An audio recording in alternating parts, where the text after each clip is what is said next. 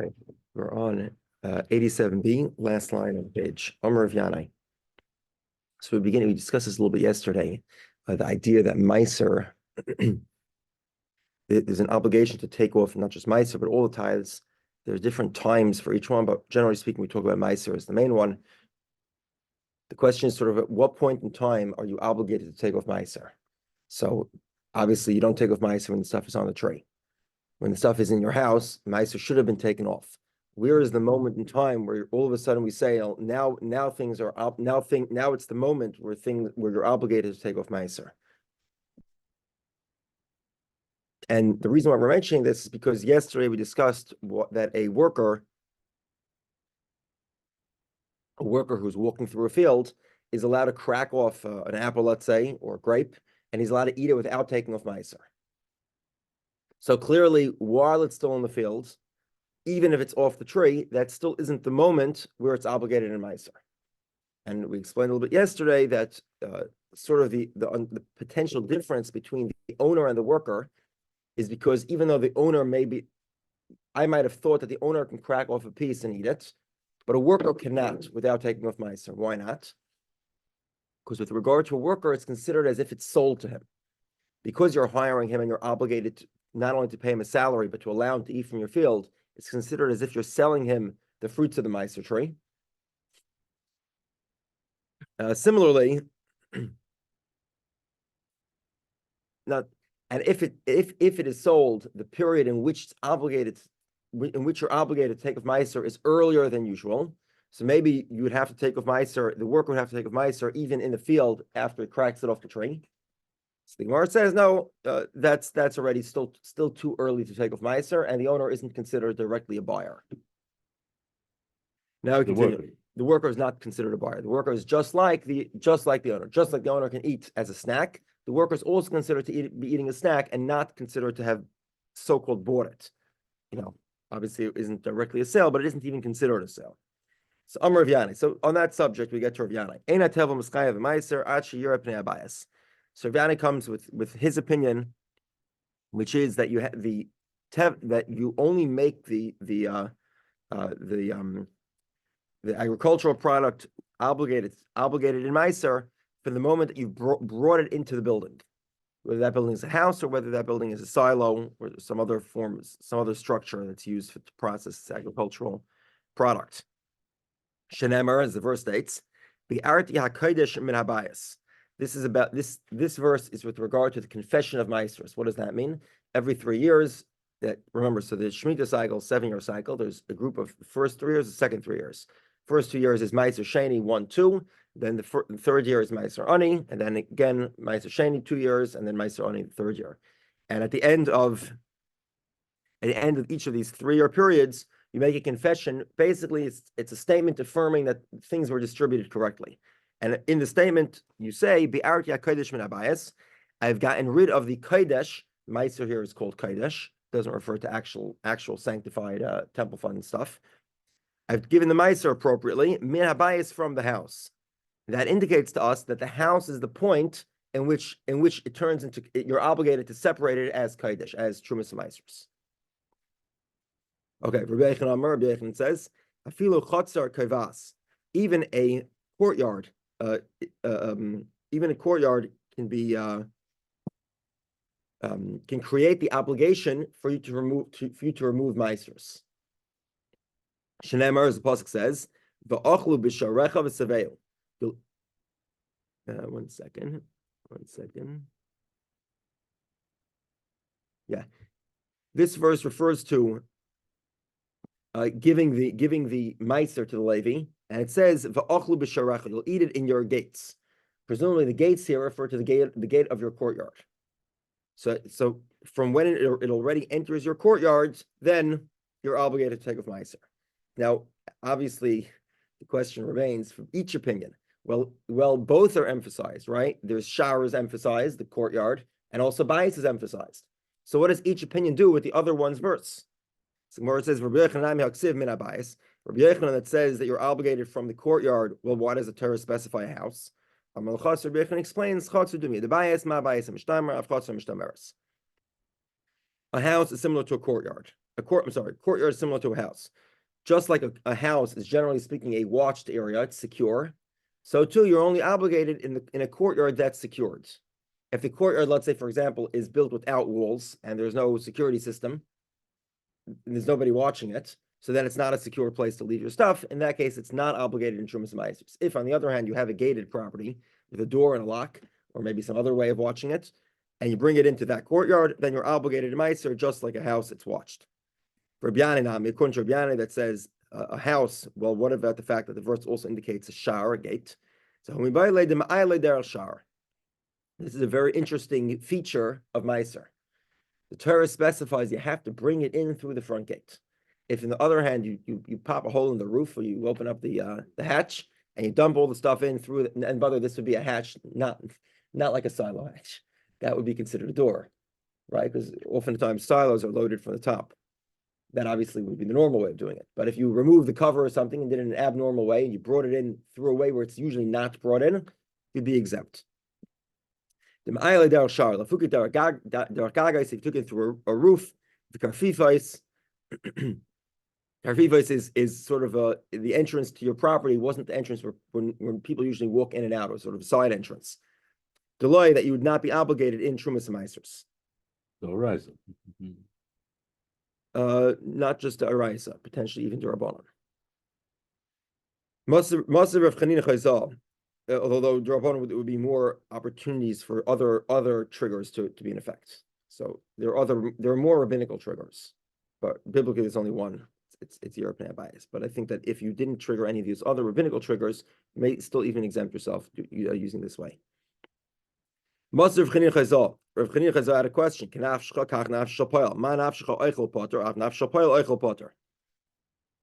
Okay, so Rav Chanina here tries to create an interesting derivation, which would be a question in both opinions. Okay, basically, we're saying when previously we mentioned that we said the poil is like the owner, the worker is like the owner, in the sense that the trigger for Meiser, for the owner, is the same as the worker. And we explained at the beginning today what's sort of unique about that statement. The idea is that the worker is not considered a buyer. Now, at this point of the Gemara, the fact that a verse is indicating to me that a buyer has his own status of when Meiser is triggered, that would seem to indicate that a buyer actually is biblical. Meaning, biblically speaking, a buyer triggers his obligation for Trumas Meisers as soon as he purchases the item, whether or not it's in the house or in the courtyard. We'll soon say that most of those presumptions are incorrect, but for now we'll leave it at that. So Mailav Besode, it must be it's in the field.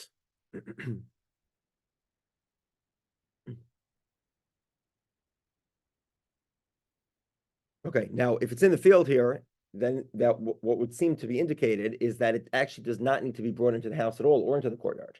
As soon as you finish the preparation, that you finish the processing of the agricultural product, then you're obligated in Meiser, even without bringing it into your house or your courtyard. And the idea here is that purchasing is the conclusion of your agricultural processing, and that's why it triggers. So, conclusion of the processing, for example, let's say you had wheat. The conclusion of the processing would presumably be grinding, turning into flour. However, if you sell it, well, then you ended it, right? That's the end. So then you'd be obligated as soon as you sold it, or not you, but the buyer will be obligated because now it's the owner has triggered the conclusion of his work. But that would take place regardless of where the location of the grain is. So Amar Papa says. So obviously we're talking here about an interesting situation. We're talking about a fig. The fig tree is standing in the garden. And the branches are hanging over the courtyard, according to the opinion of Rabbi Yochanan. And according to the opinion of Rabbi Yana, that you need a house, actually the branches are sticking into the guy's house. So as soon as he cuts it, immediately it's triggered, it's coming to the house, or it's coming to the courtyard. To the house. Then the owner, well, what's the difference here between the owner selling it and the owner cutting it and the owner selling it? The according to the presumptions we had in the previous brisa, the owner is exempt, but a buyer is liable. Well, in this case, actually, the owner and the buyer should both be liable, both be obligated to take off meiser, because as soon as they cut the fig is in his house or in his courtyard. So Gemara continues. So Gemara says, "Ba'abayis eina b'tei einasei v'lekech einav b'mekchay."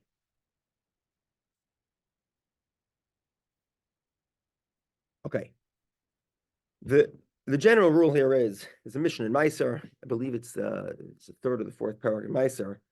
It's earlier, probably the second parak.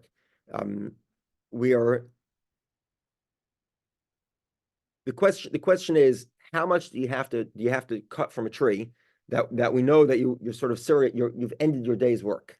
What's called in middle of the day's work? So the mission has all sorts of measurements depending on which type of product, which type of fruit you're picking. That determines the quantity needed to pick in order for you to be obligated in Meiser. Now, over here, the owner actually would not be obligated as soon as he cuts his fig. Why? Because he first has to collect that minimum amount and then bring it into the house. Until he collects that minimum amount, then bringing it to the house is not sufficient because we presume he's still busy with his work. He hasn't finished a job yet. But selling it, well, that's the end of his work. He sold it. So that would be the difference. The owner is exempt from Meiser because he's still in the middle of the job. He's in the middle of the job. He hasn't finished it. He hasn't brought it into his house. But the buyer, at that point, the owner's work has concluded because he's now sold it, passed it on to a buyer. Therefore, the buyer is obligated in Meiser. So therefore, if the fig tree is leaning into the house and the owner, the balabait, cuts a fig from there, he doesn't become obligated because he's in the middle of the job. He still hasn't taken enough for it. So he takes that one and he sells it to another person, that the buyer becomes obligated because the sale creates the obligation. Gemara Malacha. So that's the end of the task. So the owner has a bucket; he's going to still fill up his bucket, and or whatever the exact amount is. It's not quite. It's just an example. Whatever, you can look at the Mishnah for exactly what it is. But yeah, the buyer, it's over now. It's done. There's no more work that has to be done. Okay. So Rabbi, you're on 88A? 88A, and we're 4 lines in the bottom. And now we go back to the presumptions that we said. So we just started off this whole day, this whole Torah until now. We made a very big presumption. The entire discussion we just had was based on the presumption that a buyer is obligated in Trumas and Meisers, mida iraisa, biblically, from the moment that he buys it, that he purchases it. No matter where he is standing. Correct. However, that presumption is incorrect. Okay, so Gemara asks, is it the case that a buyer is biblically obligated from the moment that he buys the item? But Tanya, we learned if they the stalls, the shops of Beis Hinai were destroyed. 3 years before Jerusalem was destroyed. That was sort of what was the sin they committed to merit such a punishment? That they were destroyed 3 years before Jerusalem. So Gemara says, okay, basically what this means is that they say that there are rabbinical decrees in when things are obligated in Meiser. And they said those decrees are undermined by actual verses, and they negated the rabbinical decrees. Because they would say, Aser to Aser v'achalta, you take off Meiser v'achalta, and you eat it. V'loi meicher tvua. And if you sell your grain, you don't trigger an obligation. V'loi meicher. I'm sorry. Tvua sarachal, the tvua of your plants. V'loi loikeach, and not a buyer. A buyer does not trigger the meiser obligation. Just the purchase itself doesn't trigger it. Okay. Let's explain that. That means that what the Gemara is saying here is there was a rabbinical decree that buying triggers the obligation to take off meiser. And they said, well, this rabbinical decree is undermined by an actual verse, which negates the obligation of a buyer to take off trumas and meisers at the moment that he buys it. What verse is that? So this is an interpretation of the verse on the top of the page of 88b, which is aser to aser is called tvua zarach. So aser to aser v'achalta, meaning that you take off meiser and then you eat it. But if you take off meiser and if you take off meiser and then you're selling it, or you're buying it, then that does not trigger the Meiser obligation. I'm going to speak radically out of turn here. I'm going to guess that it has to come down to possession, to bestow responsibility. If you buy something, how can the responsibility be assigned if you don't have possession of it? What if you buy something and then the fellow with the merchandise doesn't give it to you, or he's tardy giving it to you, or what have you? Yeah, so if he doesn't give it to you, the obligation will be triggered when the sale is completed. Generally speaking, as we learned previously in Bava Metzia, a sale of any movable item will not be concluded until the movable item is transferred, with a few exceptions, and possible other methods. But so generally speaking, you would actually have to take possession of that, and once you take possession, at that moment, that's when you're obligated in Meisers. Okay, so regardless, clearly here the verse, this story indicates to us that it was well known that a buyer does not trigger the obligation of Meisers, biblically speaking. It is a rabbinical enactment, and the people of Hinai undermine that rabbinical enactment by incorrectly interpreting a verse. Okay, so now we get back to the original question, which is, the verse says to us that a pile is like an owner. A worker, an hourly worker is like an owner. Just like an owner eats in the field, a salary worker also eats in the field. Until now, we were telling how do you say this? The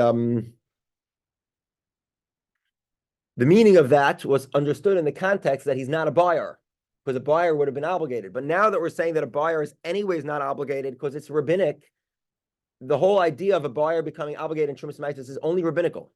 So how could the Torah tell me that he excludes a rabbinical category if the rabbinical enactment didn't exist yet? Meaning, why would I think that an hourly worker is different than an owner?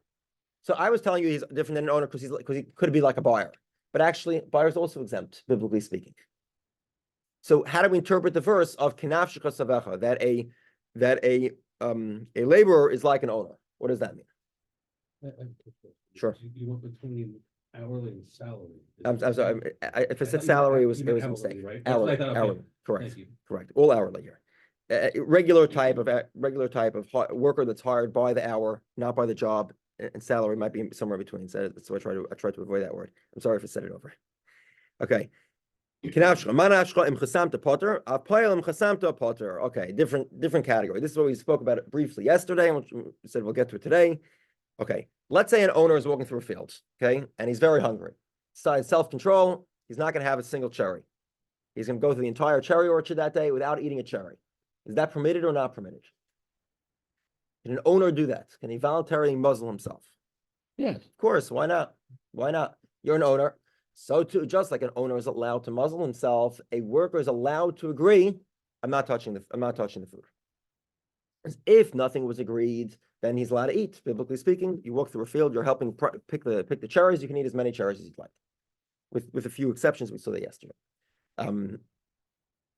But if if the owner demands that you agree to a condition, no cherry eating, then you're entitled. Then he's entitled to make that request, and and if you agree, then indeed you'd be obligated not to eat any cherries. Okay, Moshe Mar Zutra. So Mar Zutra has the following question: Ezu goyren lemaisers. What is the goyren to meiser? In other words, again, what is the collection point? At which point you would be for? So let's a little bit of explanation here. So basically, you have let's say it's cherries, for example. It was interesting. I once saw how they harvest a watermelon field. I was always curious how do they harvest watermelon fields, because they're massive. How do you just like carry it out? So it was in Israel, of course, and I was driving in an area, and then I saw how they do it. They leave these very wide spaces, and they have a truck with pallets that literally drives right onto the field, and they put it into those big pallets, those ag pallets that you see in the stores. Mm-hmm. They put it right into the thing, so they don't have to schlep it. In that case, the goyren, meaning the collection point before it's brought to the stores, is actually in the field. It's virtually immediate. You pick the watermelon, you dump it into this truck, right? So immediately it's picked and then it's collected. But not everything's like that. Most products, you collect a certain amount, then you meet it at a collection point, you collect it all together, And then you continue on, and there's different teams of people that go out into the field, and they all bring it to the collection point. That collection point is called a goren. So ezu goren lemaisus. At what point is all the in this case it's vegetables. The vegetables are all in the collection point, and now they're going to be sent to wherever they have to be sent to, whether they'll be processed or whether they'll be sold in the stores. So b'kishuin and b'diluin, this is sort of an indication that the work is over, and at this point you cannot eat from it as a snack. You can no longer snack on it. While you're walking through the strawberry field, you can grab a strawberry and eat it. But once you put the strawberries onto the strawberry truck or the collection point for it to be sent out, then you can no longer eat as a snack. So when is it? So b'kishuin u'b'diluim. Kishuim is cucumbers. Diluim is a type of squash or a gourd. Misha yifkasu. From yifkasu. What does that mean? Amar Ravasi explains. Mishinato pikas shalahen. So in a cucumber, there's a flower that grows from the bottom of the cucumber. When that flower is taken off, that's when you can eat it. Now, sometimes it falls off on the tree, and sometimes it doesn't. My love, mishiyifkasu afilu basada. When the flower falls off, even in the field, meaning even without bringing it into your actual house. If the flower falls off, then that's goren lemaiser. That means that at that moment you're obligated to meiser. Again, so you brought all the cucumbers to the collection point. You started removing the flowers. Presumably, you'd be obligated to meiser even though it isn't yet in your courtyard or in your house. So you see here, not like either opinion, Rabbi Yanai or Rabbi Yechanan. You see that in the field, things could be obligated to meiser. So Gemara says, misha yifkasu b'bayis, where the flowers are taken off in the house, or in the courtyard. So it was already in the courtyard because the flowers are still on. They're not sellable. I think today most cucumbers are sold without, and it's not because that they all fall off. It's because they actually process them and take them off. Typically, they clean them and they clean off these type of things. Okay, so Gemara says,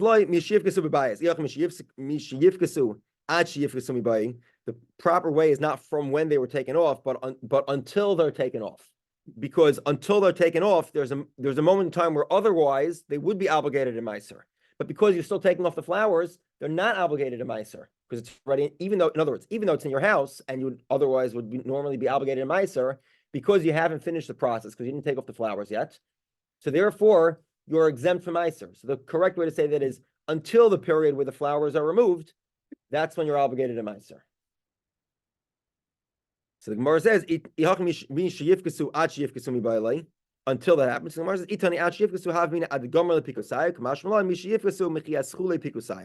okay, I would think that until every single flower is taken off, that's when you're obligated. So you brought it into the house. You're not obligated until the entire bunch has no more flowers in it.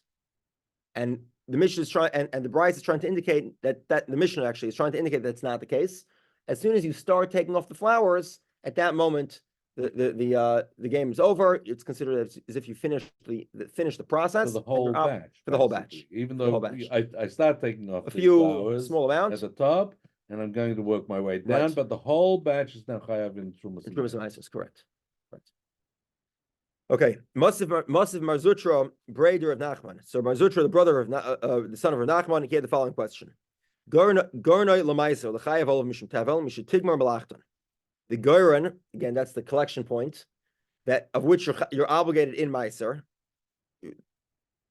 and you're obligated to separate meiser, which means that you're also liable if you consume it without taking off meiser, what we call tevel. When is that time? Mishatigmar malachton, from when the processes are concluded. Okay, well, ve'ezu gemar malachton. What is the conclusion? Second, meleches hachnasasan. The act of bringing them in, my love. What does that mean? What does bring them in? Hachnasasan afilu basada. Presumably, it means bringing them in to the collection point, even in the fields. So Gemara says, "Loi hachnasasan labayas zel gemar malachton." It means actually bringing it into the house, or in the case of the court, according to the opinion of the courtyard, bring it into the courtyard. Okay. Another possibility is Another possibility is that this debate between Rav Yanai and Rav Yechanan refers to very specific agricultural commodities, and they are olives and grapes. Because typically these things don't have a collection point. meaning that they're gathered in and then they're further processed in. Let's go backwards a second. Typically, olives and grapes are used for not for themselves, but for the products they create. Olives for olive oil, grapes for wine. However, as we know, some of us eat grapes and some of us eat olives. So there's some amount of olives and grapes that actually go to human consumption directly. They're edible. Now, those olives and grapes, small amounts of it. Most of it doesn't go to, today obviously we have different varieties, it'd be a little different. The edible grape varieties are not the same as the wine varieties. Although obviously some of it is eaten. So typically when you're eating the grapes, there isn't some major collection point because it isn't the bulk of the product. Right, the bulk of the product is going to make wine and to make olives, and actually only becomes obligated in Meiser once it turns into wine and into oil. But the edible stuff is a small amount of it, so it doesn't really get to a major collection point in the field, and therefore the collection point is when it comes into the house. In other words, generally speaking, everything, the conclusion of all the processes is the collection point, and that happens in the field, and that's when you're obligated in Meiser. And Rav Yanai was talking about a very, very limited subset. What is he talking about? Edible grapes and edible olives. And those, this is a small measure, so the obligation comes once it's in the house. Once it's brought into the house, that's considered the conclusion of the process, and that's when you're obligated in Trumas and Meisers. But by wheat and barley, the collection point is specifically mentioned by the Torah, and therefore, at that point, even in the field, you're obligated to take off Trumas and Meisers. Okay, that ends that discussion. Now we continue with regard to the discussion. We spoke about the prohibition to muzzle an animal while it's threshing. That's specifically what's mentioned in the verse. We'll expand that in a moment. Don't muzzle an animal while it's threshing. That's very specific, very specific verse. We spoke about two verses with regard to a human being walking through a field. Both of them refer to harvest. The Kisave b'Kerem Reyacha and Kisave b'Kamas Reyacha. But one was specifically talking about grain, the other one was specifically talking about a vineyard, and they both were talking about harvesting. Okay, so what do we find? So the Gemara concludes here.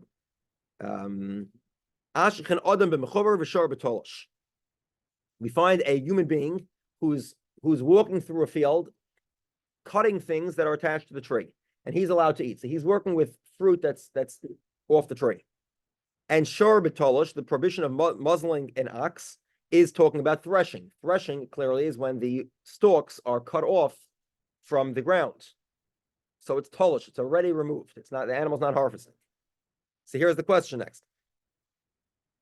Odom b'tolosh minolan. How do you know that if a man is working with grain that's already been removed from the field, he's separating grain, he's pulling out the stones.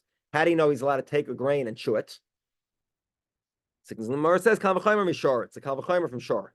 Umashor she'eni eichel mechuber, eichel b'tolosh. An animal where the Torah doesn't specifically mention the animal can eat while it's, let's say, plowing the field, or while it's carrying the harvested fruit through the field. The Torah does not specifically prohibit muzzling the animal. It actually is prohibited. We'll get to that, but it's not specific. It's not, the Torah doesn't specifically mention it. So eichel b'tolosh, but yet it can still eat when the animal's threshing. It can still eat when the stuff is removed from the ground. Adam sheichel mechuber and in sheichel b'tolosh. A man who is permitted to eat while harvesting, while things are still connected to the ground, certainly he should be able to eat that which is disconnected from the ground. So Gemara says, well, not quite. An ox, the ox is, the Torah specifically mentions by an ox a severe prohibition. Don't muzzle your animal. By a person, the Torah doesn't say don't muzzle him. It says he's allowed to eat. That's not the same. So maybe the Torah actually is more strict by an ox because, well, there's a penalty of malchus. There's a penalty of lashes. It's a specific negative commandment. And therefore we can't compare a human being that doesn't have a specific negative commandment. A human being, you're not commanded on muzzling him. Okay. So Gemara says, well, let's that too. Let's say that a human being has the negative commandment, kal v'chaimer from a shor. There is no specific commandment to make sure an animal lives. Obviously, there's a commandment to prevent the torture of animals, not to cause unnecessary pain, but that's not a specific commandment to keep them alive. But yet you're still obligated not to muzzle them. So Adam, a man, that you are obligated to make sure that he lives, you're obligated to feed him.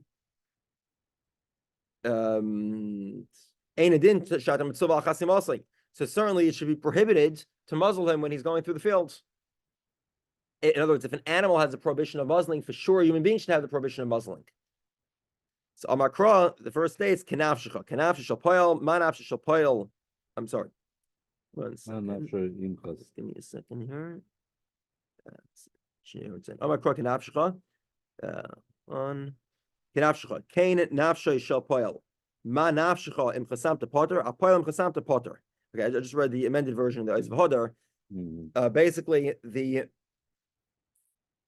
the worker is like the owner. Just like the owner is permitted to muzzle himself, the worker is also permitted. Just like if the owner muzzles himself, he doesn't violate any prohibition. You don't violate any prohibition by muzzling the worker as well. Okay, a human being. How do we know that he is allowed to consume? He's allowed to, chew on grain when it's already disconnected from the ground and he's working with the grain. So Amakra Kamma base Ba'amim. The word Kamma is repeat. Kamma meaning standing grain is repeated twice in the verse.